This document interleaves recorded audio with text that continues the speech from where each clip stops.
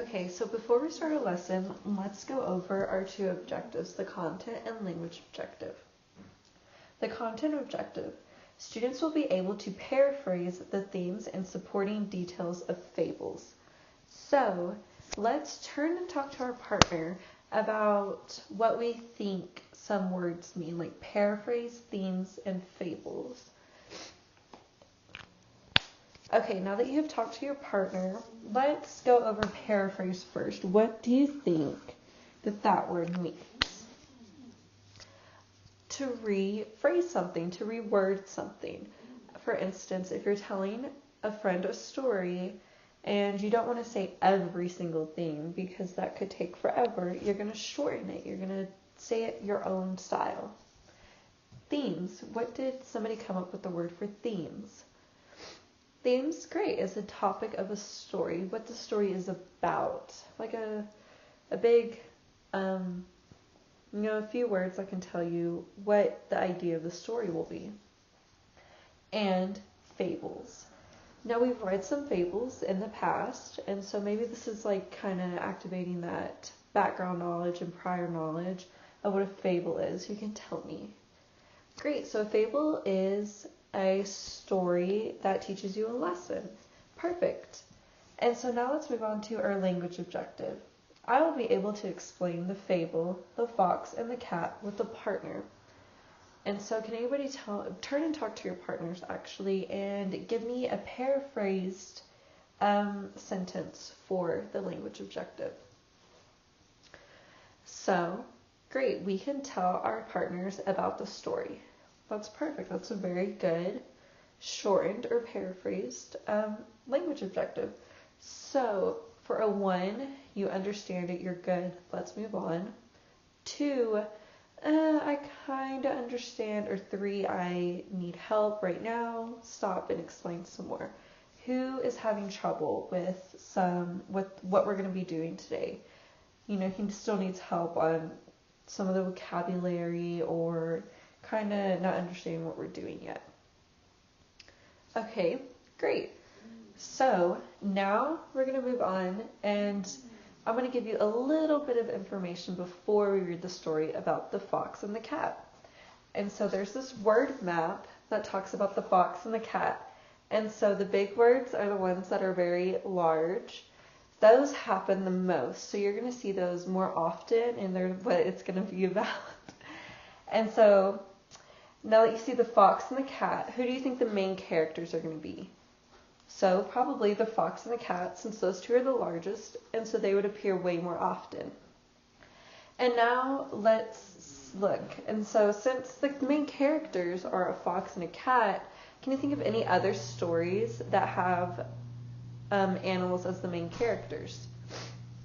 So fiction stories, fable stories, like this one.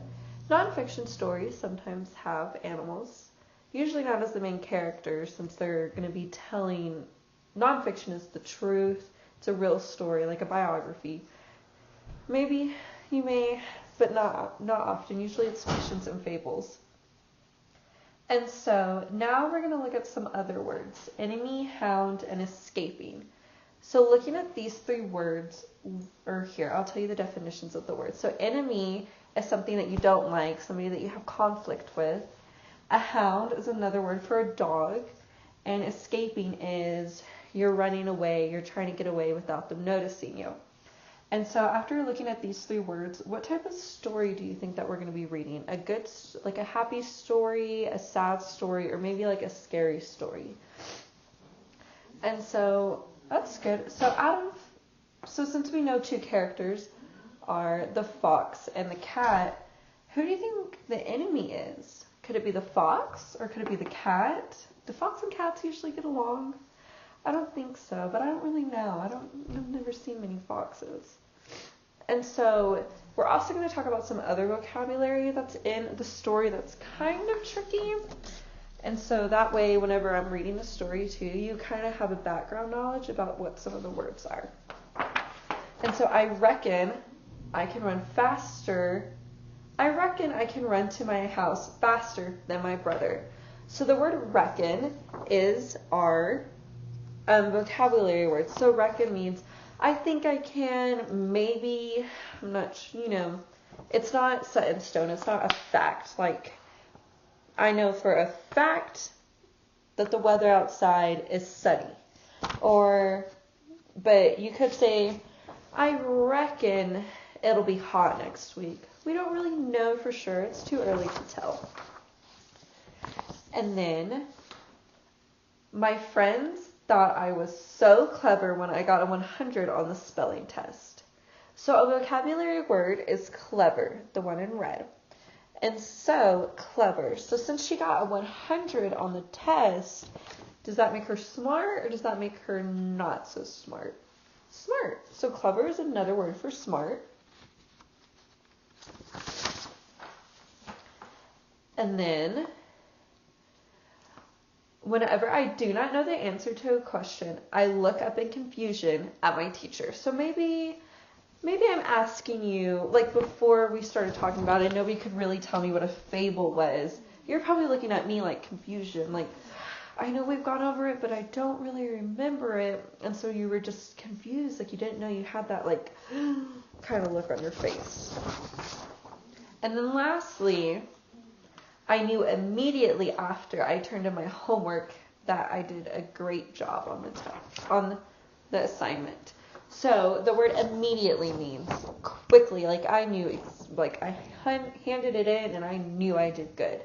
Like you put your hand on a really hot plate or something, you're like, take it off because it was so hot, you don't want to burn yourself, so you did it immediately.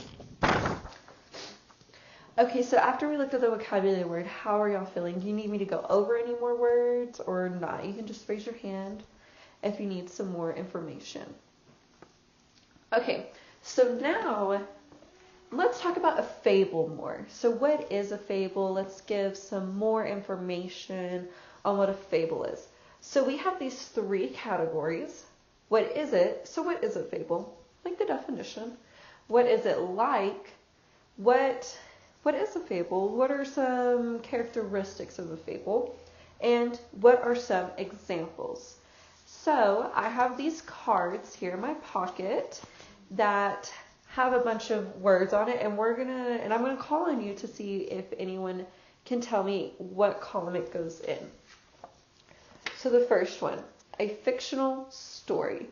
So fictional story, would that be the definition? Is it an example? Like the tortoise and the hare. That would be a good example. Is it a definition? Do you think there may be another card that has a better definition? Or what is it like?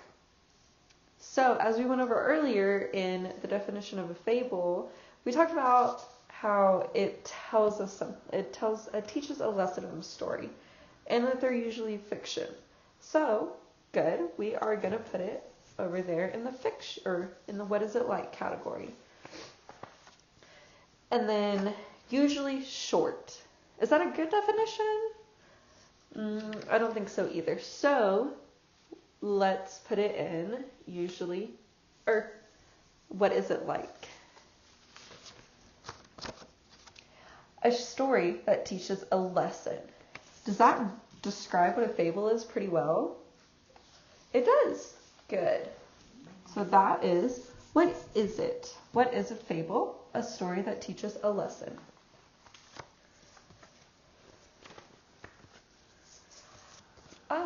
Tortoise and the hare. Is that what a fable is? The tortoise and the hare? Or is that an example? So remember how we read the tortoise and the hare earlier this week when we were kind of introducing ourselves into fables? So that would be a very good example. A moral ending.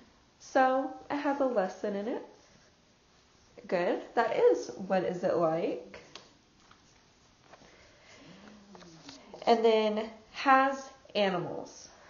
So let's go back to our fox and the cat and the hound and a bunch of other words on our concept map. So does this have animals in it? Remember how we were talking about like all the types of stories that have animals in it? So would that be more of an example, like a title of a fable? Or is that something that a fable has in it? Good. Something that a fable has in it.